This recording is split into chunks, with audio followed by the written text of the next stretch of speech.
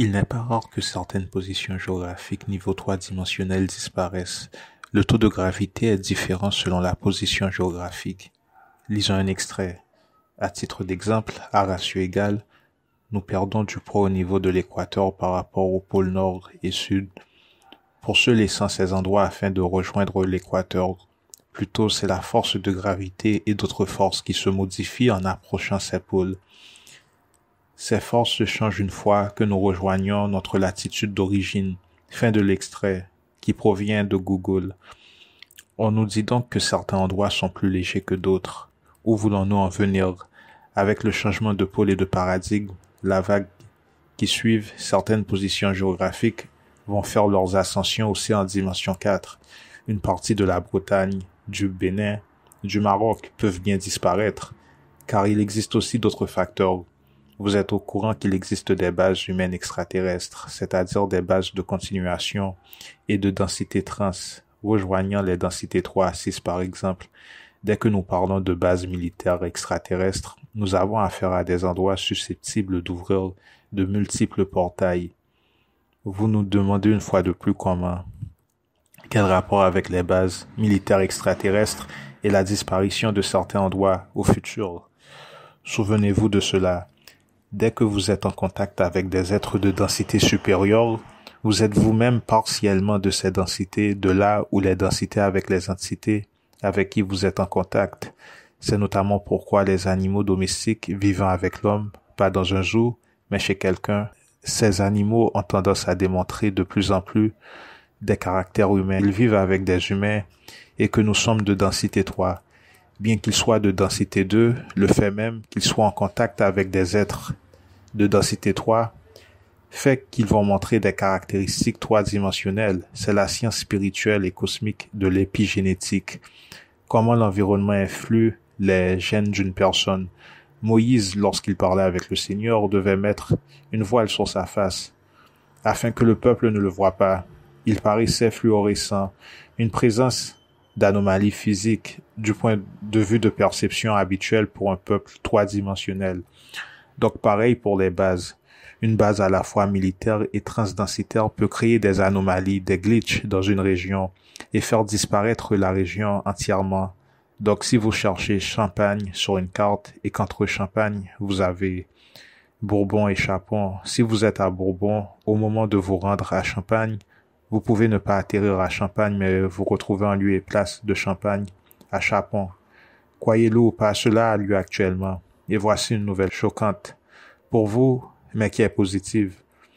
Vos corps éthériques, si travaillés et développés, sont naturellement des portails et des ouvertures. Ces corps ne se trouvent pas en dimension 3, mais en dimension 4 pour certains et beaucoup plus haut pour d'autres. Donc oui, lorsque nous parlons de disparaître, vous ne disparaissez pas. Vous disparaissez du point de vue des êtres 3-dimensionnels. Vous les voyez encore. Donc vous pouvez voir les autres ne vous voient simplement pas, à moins que vous initiez le contact. Je vous prie de jeter un coup d'œil sur l'écran, au moment même où je parle. Regardez un portail, un Bigfoot, laissez les photos défiler. Vous remarquez un rond, un cercle, un portail qui paraît flou, comme un mirage. Un mirage est une illusion optique causée par des conditions atmosphériques, spécialement dues à la réfraction de la lumière du ciel au niveau de l'air chaud. Illusion d'optique due à la réfraction des rayons lumineux dans l'atmosphère. Ces soi-disant illusions sont provoquées par des gaz purs. J'essaie simplement de vous convaincre, de vous donner des idées. Donc si vous travaillez ces corps éthériques, vous pouvez voir non seulement ces mirages, mais aussi à travers des mirages. Votre corps, afin de vous protéger, est à même de provoquer ces illusions optiques pour les niveaux plus avancés. Passons à l'extrait de base humaine extraterrestre. Pouvons-nous avoir accès à travers de grandes entrées et d'autres places dans le monde? Transdensitaires, des points transdensitaires, négatifs, les bases le sont. Ces bases sont-elles dans un état de transdensité correct de la densité 3 à 5? Donc celles-ci existent simultanément en densité 3, 4 et 5, pratiquement. Est-ce que quelque chose tel qu'un ascenseur qui bouge dans une telle location d'une densité à une autre densité? Exact, c'est un ascenseur, littéralement un ascenseur. Est-ce aussi facile que cela? Correct. Bien qu'il existe d'autres manières d'accéder à ces différentes densités. Lorsque les hommes sont en interaction avec les extraterrestres, se trouvent-ils en densité 4 ou 3? Les deux à la fois, quoique plus dans la densité 4. Établissant ce fait, les bases sont majoritairement de nature service pour soi. Oui, majoritairement. Donc il existe des bases de service pour autrui, c'est assez complexe. Il est temps que vous preniez la vertu de la patience. Nous sommes sur le point de vous illuminer. Pourquoi supposez-vous que les chemins, routes menant à Dulce NM, ont mené à confusion des gens ayant emprunté ce chemin? Car la fréquence vibrationnelle 4-dimensionnelle émanant des bases proches résonne de plus en plus sur la surface de dimension 3. Pause. C'est la loi de la fréquence dominante. Et puisque la densité 4 est une progression naturelle de la 3, eh bien les traits de densité 4 prévoient sur la densité 3. Dès que vous êtes en contact avec des êtres de densité supérieure, vous êtes vous-même partiellement de cette densité, de là où les densités avec les entités avec qui vous êtes en contact. Reprenons. Nous vous prions de continuer. Alors, allez en densité 4. Les chemins semblent être droits. Lorsque cela même, ces chemins sont courbés en densité 3.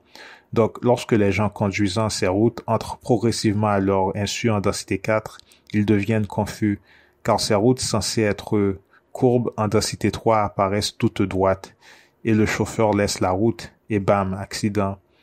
Exactement, en densité 4, vous vous apercevez en cercle complet de n'importe quel point de vue. Alors, en densité 4, les chemins semblent être droits. Lorsque ceux-ci même, ces chemins sont courbés en densité 3. En densité 4, vous vous apercevez en cercle complet de n'importe quel point de vue. Pause. Le troisième œil, bien que notre définition soit incomplète, est un outil spirituel qui filtre votre environnement. Une seconde définition du troisième œil est d'avoir par exemple une vue d'ensemble de l'ordre de 2160 pixels pour un monde matriciel négatif, où l'image de résolution moyenne en ce sens que ce que les gens voient, est de par exemple l'ordre de 760 à 1080 pixels. Ainsi, si votre vision est augmentée, il est logique que vous soyez à même de voir des choses dites invisibles et abstraites. Donc c'est comme voir à travers la vision augmentée du troisième œil. Vous pouvez voir d'un angle de 360 degrés, derrière, devant et au-dessus de votre tête, de profil, toutes ces directions en même temps et à la fois. Actuellement, notre champ de vision en temps normal est de 90 degrés si je ne me trompe. Certains objets non identifiables, vaisseaux spatiaux et leur haut niveau de camouflage ne peuvent être que perçus moyennant un haut niveau de perception du troisième œil. En densité 4, vous apercevez un cercle complet de n'importe quel point de vue. La région entière du Nouveau-Mexique est sur le point de merger de façon permanente en dimension 4, moyennant les bases. Cette région disparaîtra-t-elle à la fin de la densité 3? Négatif. Pourquoi autant d'activités extraterrestres là-bas? Des glitches et des anomalies. Et qu'adviendra-t-il des bases en densité 3? Vibrant façon densité 4. Elles vont fusionner. Elles deviennent donc une base? Elles le sont déjà. Mais qu'est-ce que fusionner signifie à la même densité? Nous en venons au fait que la base a été là très longtemps, à tel point qu'une section de cette densité 3 résonne avec celle en densité 4, et que ce n'est pas ce dont à quoi il s'attendait, mais que c'est en fait un effet secondaire et indésirable de ce qui se passe. Correct. Était-il au courant que cela se passerait? Oui, pour ceux en densité 4, mais pas pour ceux en densité 3. Une des petites surprises dont ils n'ont pas été prévenus avant d'établir le marché. Le territoire entier se trouvera en dimension 4 lorsque cette localisation franchira la barrière, la frontière cosmique. Un véritable choc lorsque cela se passera. Un véritable choc, nous vous disons. Cela se passera avant la vague. Et qu'adviendra-t-il des gens vivant dans les alentours? Partiront-ils aussi? Non, ils ne partiront pas. De ce fait, les gens des alentours vont-ils se trouver également en dimension 4? Correct. Ne remarqueront-ils rien d'étrange? Vous moquez-vous? Imaginez conduire tout au long d'une autoroute et tout d'un coup, vous vous mettez à voir des auras entourant tout, être en mesure de voir dans des angles morts, des recoins, rentrer dans des petits cottages devenant des mansions, vu de l'intérieur, rentrer dans un building et en sortir de l'autre côté, dormir en tant que sexe féminin et se réveiller dans le sexe masculin.